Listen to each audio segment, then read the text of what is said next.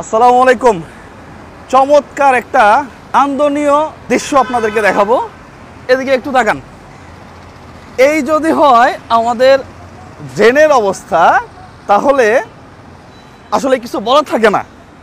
এই পাশটা দেখেন এবং সরকারি পরিকল্পনা দেখেন, এইখান থেকে এখান পর্যন্ত ড্রেনটা কত বড় আপনি চিন্তা করতে পারেন?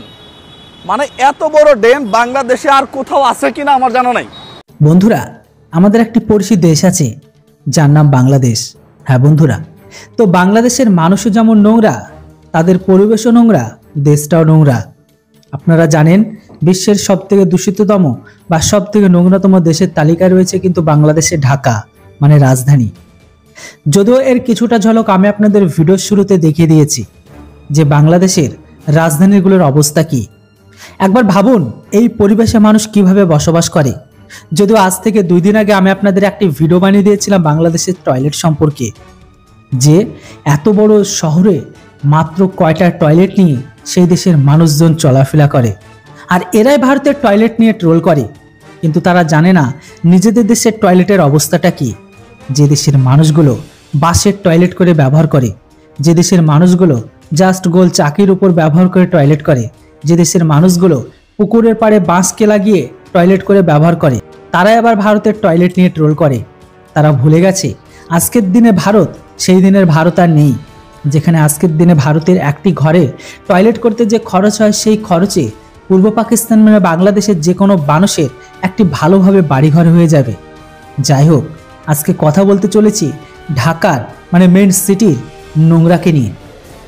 যদিও আজকের দিনে এই ভিডিওটি তুলে ধরেছে বাংলাদেশের এক ভাই। তিনি নিজেই বলছে সরকার আর করবেটা কি, সরকার আমাদের জন্য এত বড় একটি ড্রেন করে দিয়েছে, ড্রেন করার পরেও আমাদের দেশের মানুষজন এতটা নোংরা যে এটাকেই তারা ব্যবহার করছে। পরিস্থিতি তাদের এতটা মাথার উপর খারাপ হয়ে উঠে যায় যখন বিশেষ করে প্রচুর পরিমাণে বৃষ্টি হয়। সেই বৃষ্টির জল আর উপরকার জল, দুটো জল একসাথে হয়ে সমস্ত জায়গায় ভেসে যায়। সেই মুহূর্তে তাদের গ্রামগুলোতে থেকে শুরু করে শহরগুলোর ভেতরে নৌকা পর্যন্ত চালানো যায়। যদিও এর দৃশ্য আপনারা অনেকেই দেখে থাকেন। যাই হোক বন্ধুরা, বর্তমান সময়ে আমাদের দেশে পলিথিন ব্যবহারের সংখ্যাটা খুবই কম, কিন্তু তবুও পূর্ব পাকিস্তানের ঘরের ভেতরে এটা এখনো ব্যবহার হয়। আর এই সমস্ত জিনিসগুলো কিভাবে তাদের দেশকে দূষিত আর কিভাবে নোংরা তৈরি করছে সেটা আপনারা নিজেরাও দেখেছেন। যদিও বাংলাদেশের ঘরের ভেতরে চরিত্র আর চিত্র যদি আপনাদের সামনে অনেক আগেও তুলে ধরেছি, আবারও তুলে ধরছি, যেটা দেখলে আপনারা ভাববেন এই দেশের মানুষগুলো এখানে বসবাস করে কিভাবে। এমনিতে দিনের পর দিন যেভাবে জনসংখ্যা বৃদ্ধি হচ্ছে, তারপরে আবার মানুষগুলো দিনের পর দিন ধর্মান্ধতার অন্ধতার জগতে চলে যাচ্ছে। সব মিলে দেখলে আপনারা বুঝতে পারবেন যেমন বাংলাদেশের মানুষ, পরিবেশ সবকিছুই নষ্ট হয়ে যাচ্ছে ধীরে ধীরে। তো বন্ধুরা, বাংলাদেশের এই ভাইটির ভিডিও আপনারা নিজেরা ফুল ভিডিওটি দেখে নিন, তাহলে বুঝতে পারবেন বাংলাদেশের আজ অবস্থা কতটা শোচনীয় হয়ে উঠেছে, আর বাংলাদেশের ঢাকাকে কেন সব থেকে নোংরাতম শহরের শিরোপাটা দিয়ে দিয়েছে। এই বিষয়ের উপর আপনাদের কিছু মতামত থাকলে অবশ্যই কমেন্ট বক্সে লিখে জানান। Thanks for watching. জয় হিন্দ, বন্দে মাতরম। আসসালামু আলাইকুম। চমৎকার একটা আন্দোলনীয় দৃশ্য আপনাদেরকে দেখাবো। এদিকে একটু তাকান। এই যদি হয় আমাদের ড্রেনের অবস্থা, তাহলে আসলে কিছু বলা থাকে না। এই পাশটা দেখেন এবং সরকারি পরিকল্পনা দেখেন, এইখান থেকে এখান পর্যন্ত ড্রেনটা কত বড় আপনি চিন্তা করতে পারেন? মানে এত বড় ড্রেন বাংলাদেশে আর কোথাও আছে কিনা আমার জানা নাই।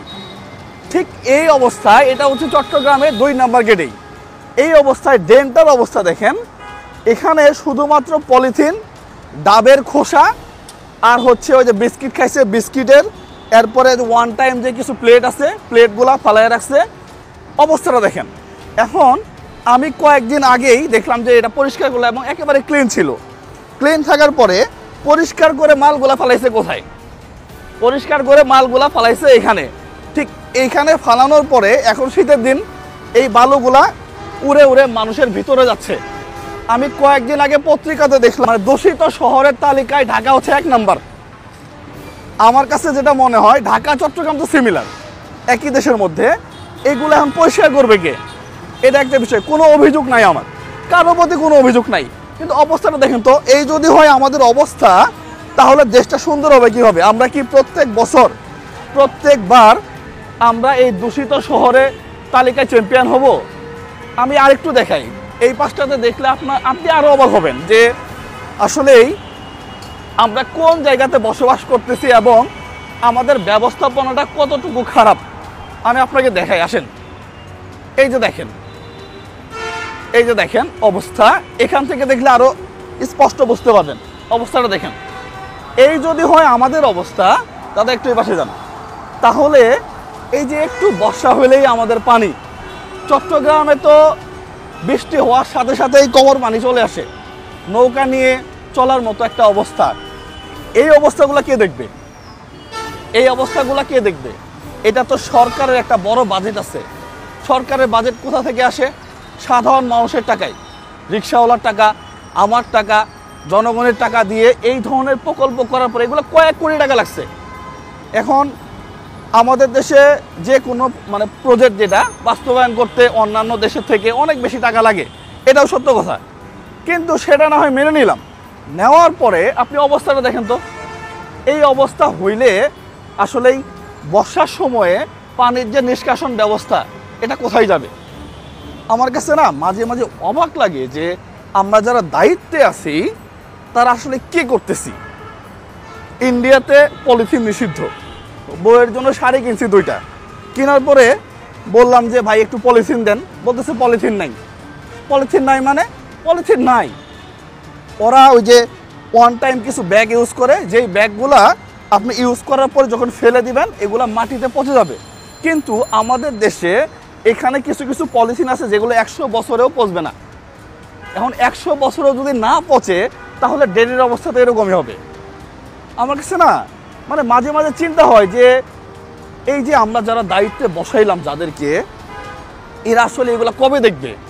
পাশাপাশি আমরা আইন কিন্তু আছে, পলিথিন নিষিদ্ধ, পলিথিন আপনি ব্যবহার করতে পারবেন না, কিন্তু আইন থাকার পরেও এই আইনে কোনো প্রয়োগ নেই। হর হামেশাই কিছু খাচ্ছি ফেলে দিচ্ছি, হর হামেশাই বাজার করতেছি পলিথিন নিয়ে, ইচ্ছা মতো যে কোনো জায়গায় ফেলে দিচ্ছি। ফেলে দেওয়ার পরে ফাইনালি বৃষ্টির পানিতে অথবা বাতাসে যে কোনোভাবেই হোক এগুলা এসে ড্রেনের মধ্যে খুব হয় আর কি। হওয়ার পরে এখন অবস্থাটা দেখেন তো, এই যদি হয় অবস্থা তাহলে দেশটা সুন্দর হবে কবে?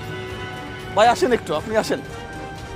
এই যে অবস্থাটা, হ্যাঁ, এই অবস্থাটার জন্য আসলে কে দায়ী?